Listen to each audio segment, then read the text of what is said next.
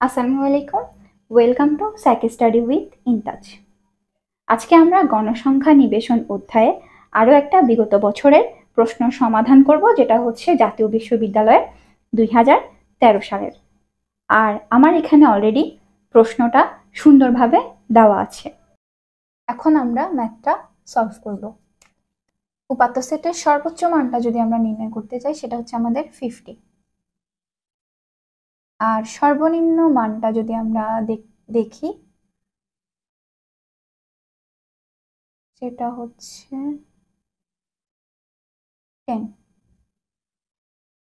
তাহলে আমাদের পরিসরটা আসলে কি হবে? আমরা জানি পরিসর সমান সমান সর্বোচ্চ মান বিয়োগ সর্বনিম্ন মান।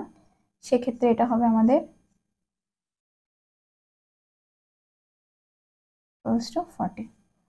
একই রকম ভাবে শ্রেণী ব্যবধান বলে দিয়েছিল 5 শ্রেণী ব্যবধান ধরে, তো আমরা এটা 5 নিয়েছি। আর শ্রেণী সংখ্যা তাহলে আমাদের কত আসবে?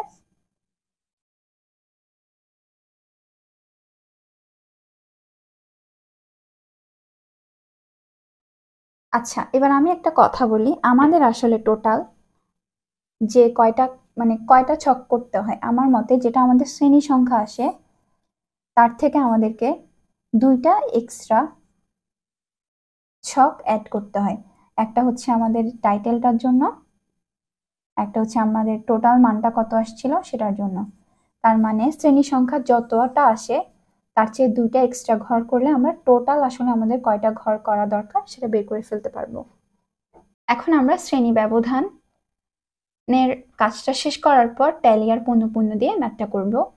তো এক্ষেত্রে 10কে প্রথম শ্রেণীর নিম্ন সীমা ধরে পণ্যের টেবিল সাজানো হলো। এখন আমি ম্যাথটা সলভ করছি। 15।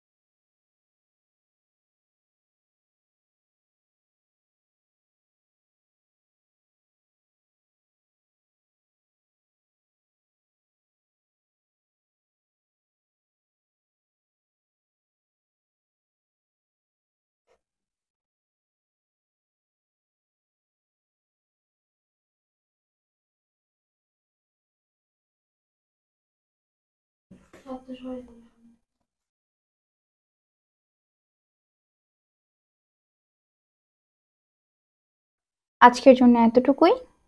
ধন্যবাদ।